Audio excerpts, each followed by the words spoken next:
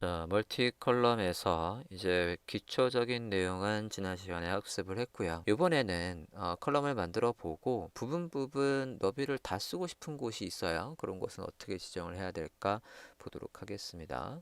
다시 CSS 지난 시간과 같은 예제고요. 같은 예제에서 다시 컨테이너에서 컬럼을 지정을 해 보겠습니다. 컬럼을 지정해 보면 컬럼의 개수를 일단 2개라고 해보겠습니다. 자, 기본 예제에서 이미지의 너비 지정했던 부분이 빠져 있어서 다시 width 100%에서 부모가 만들어준 거에서 너비를 다 쓰고 높이는 알아서 라고 바꿔줬습니다. 자, 이렇게 2개의 컬럼을 쓰고 있는데 저 내용 중에서 중간에 인용문이 있어요. 이 부분이 인용문으로 보입니다.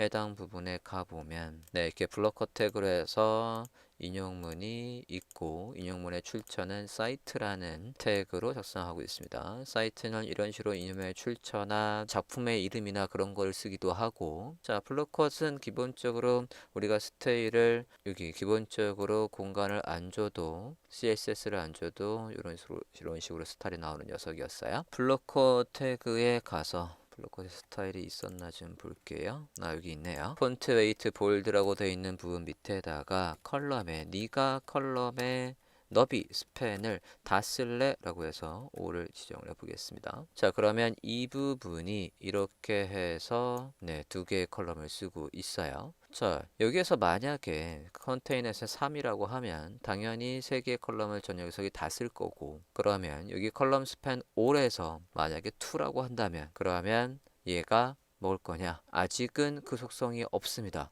여기에 컬럼 스팬은 all 말고는 다른 값이 없어요. all 또는 none. 나는 기본이니까 안 할 거고 all이라고 다시 지정을 해볼게요.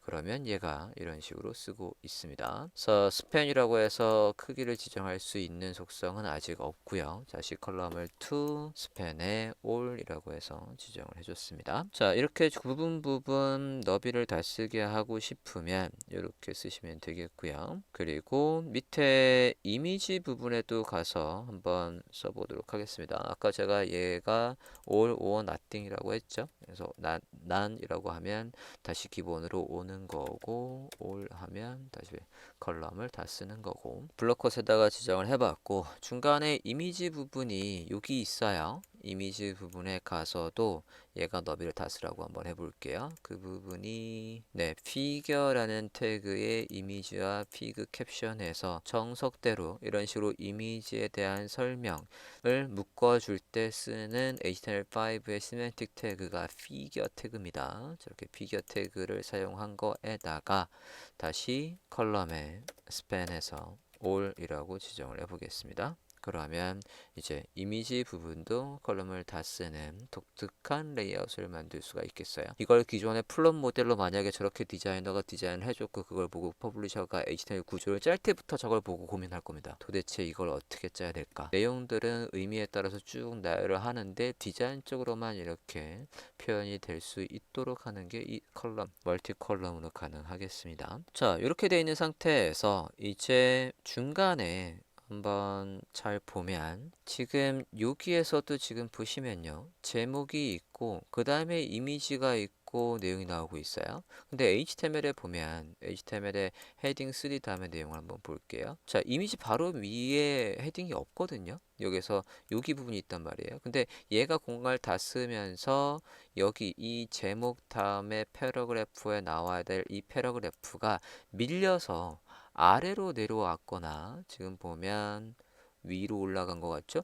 지금 보면 여기에서 컬럼을 바로 넘겨주고 있어요. 제목 헤딩 3에서 어떻게 읽을지 모르겠지만 이 더미 텍스트 누우스넬 눌라라는 부분이 여기 있단 말이에요.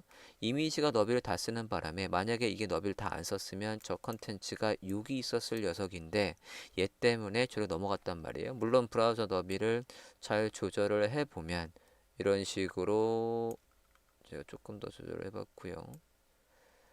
어떤 상황에서든 제가 지금 상황에서는 뒤로 넘어가는 상황은 있는데 어쨌든 얘가 컬럼이 그 다음에 넘어가 버리네요. 조금 줄이면 얘가 여기로 들어오는군요. 줄이면 내용의 순서대로 잘 들어오는데 순간 이런 식으로 넘어가면 얘가 보기 안 이쁘단 말이죠. 자, 저런 경우에 제목 앞에서 강제로 컬럼을 넘겨버리면 이 부분에서는 다음으로 넘겨, 무조건 제목 뒤에서는 다음으로 넘겨 라고 할 수가 있을 것 같아요. 그냥 H3에 가서 지금 요 H3에 가서 H3 앞부분에서 컬럼을 끊어 라고 한번 해볼게요. H3에 break before라는 속성을 이용해서 여기에서 컬럼을 시작해 라고 한번 써봤습니다.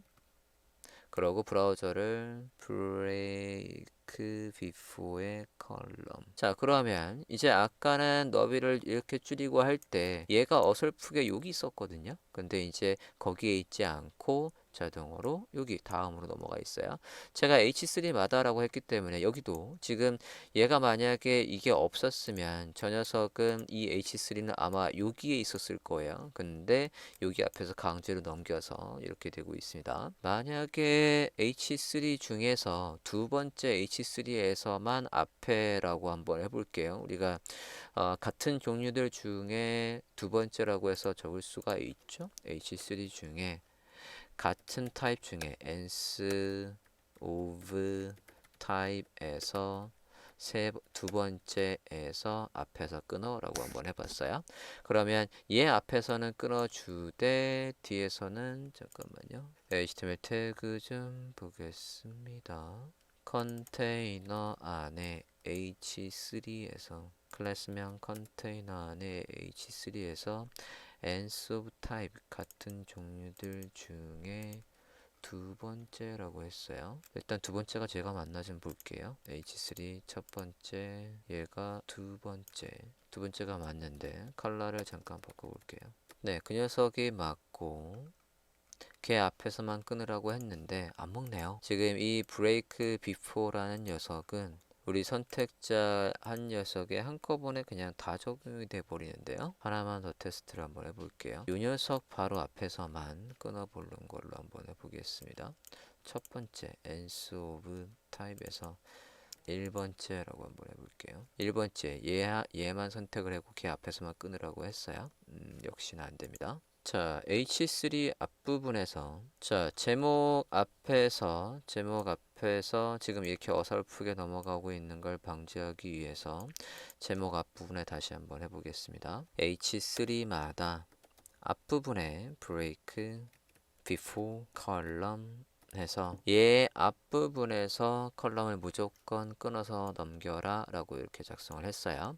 그랬더니 아까 H3가 여기 있었는데 내용은 여기 썼지만 H3 앞부분에서 이제 끊고 다음으로 컬럼을 넘겨주고 있어요. 다만 아쉬운 건 이렇게 해버리면 밑에도 여기 내용이 분명히 공간이 많아서 이게 여기에 이 H3나 얘들이 이쪽에 있을 수도 있는데 그렇게 되지 않고 바로 다음으로 강제로 컬럼이 넘어갔다는 거. 그래서 적절하게 사용을 하실 필요가 있겠고요. 브레이크 before가 있다면 브레이크 after도 있어요. 자, 브레이크 after도 한번 해볼게요. 이번에 그냥 H3 뒤에라고 해서 after라고 한번 해보겠습니다. after라고 하면 이제 브라우저 너비를 조금 이렇게 줄여서 다시 한번 정신 차리고 화면의 레이아웃을 바꿔보라고 해보면 H3 다음부터 여기도 H3 다음부터 맨 밑에도 H3 다음에 강제로 이렇게 컬럼이 넘어간 걸 보실 수 있겠습니다. 자, 이게 break after 였고요. 자, 얘를 잘못 쓰면 좀 전에 이런 상황처럼 이렇게 빈 공간이 어설프게 나와버리는 상황이 나올 수 있기 때문에 되게 주의해서 쓰셔야 되겠습니다. 자, 이건 다시 주석 처리하고 저런 속성이 있다는 걸 보여드렸습니다. 자, 브라우저의 너비를 조절하다 보면 지금 이 부분 한번 볼게요. 지금 이미지 밑에 프리덤이라는 이미지의 캡션, 피그의 캡션이 있습니다. 여기 캡션이 있는데 자, 너비를 줄이다 보면 얘를 잠깐만요.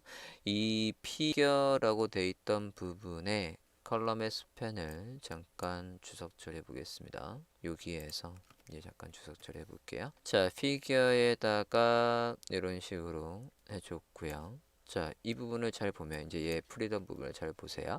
자, 제가 너비를 조금 늘려서 이렇게 보면 좀 더 가볼게요. 자, 이런 식으로 늘리다 보면은 이미지 밑에 설명이 있어야 되는데 얘가 다음으로 이렇게 넘어가서 어색하게 돼버리죠. 이 녀석은 이 이미지와 한 세트니까 절대로 컬럼을 분리하지 말아라 라고 할 수 있어요. 이 컬럼의 분리되는 걸 피할 수 있습니다. 피하다 라가 영어로 avoid예요. 그죠? avoid, 피하다 해서 avoid를 이용해서 얘가 이렇게 지금은 아래에 있지만 너비를 늘리다가 띵 컴온 이렇게 넘어가는 저걸 막아보도록 하겠습니다. 그러면 누구한테 가서 라고 하냐면 지금 이미지와 피규어의 캡션을 품고 있는 이 피규어에 가서 속성을 뭘 주시냐면 여기 안에 있는 건 break, inside 여기 안에 있는 건